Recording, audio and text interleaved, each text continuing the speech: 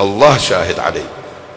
ليلة من الليالي بالكويت كان عندي مجلس ليلة الجمعة، هم كان حالة عجيبة صارت بالناس. البارحة بالليل ما شاء الله هذا المجلس كان مجلس ما شفتني عين ما تدمع، الناس يبكون متأثرين. قلت اطلبوا حوائجكم، لا تنزل ايدك، اطلب بعدين نزل ايدك. الحوائج مقضية. اجاني شاب قدام المنبر، هاي قدام المنبر، اسمه حسين المعتوق، الان بالكويت ممكن يسمعني بالتلفزيون يشوفني. حسين اجاني بيده طفل اسمه احمد، هذاك اليوم عمر الطفل 6 سنوات، ما اخذ بيده. شافني، وتدرون احنا بالعراق نقول الرجال ما يبكي الا ان توصل السكينه للعظم. شفته هذا انفجر بالبكاء، ما اعرفه. قلت ايش فيك؟ قال سيد انت مو تقول الدعاء مستجاب؟ قلت ايه ان شاء الله اطلب من الله.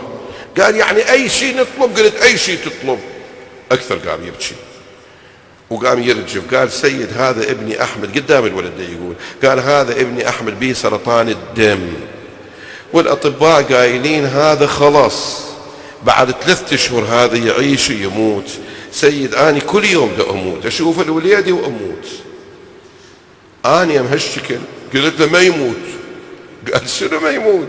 كل الاطباء قالوا يموت.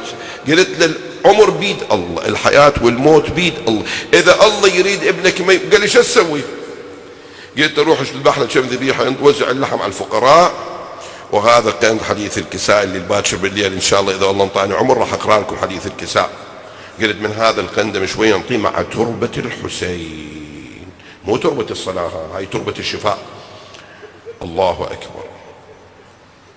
راح هذا حسين ابو احمد، راح الولد انطاه شويه من تربه الحسين مع قند حديث الكساء. هذاك اليوم عمر الولد 6 سنوات، ذبح له 6 ذبايح، وزع في سبيل الله. باكر وداني المستشفى، اكو في الكويت مستشفى مال امراض السرطان، مستشفى مكة جمعة، طلعت النتائج كلها صحيحة والولد صحيح وسالم. وحق الزهراء الى الان الولد صحيح وصاير رجال شاب الان، كل شيء ما بي ببركة الحسين سلام الله.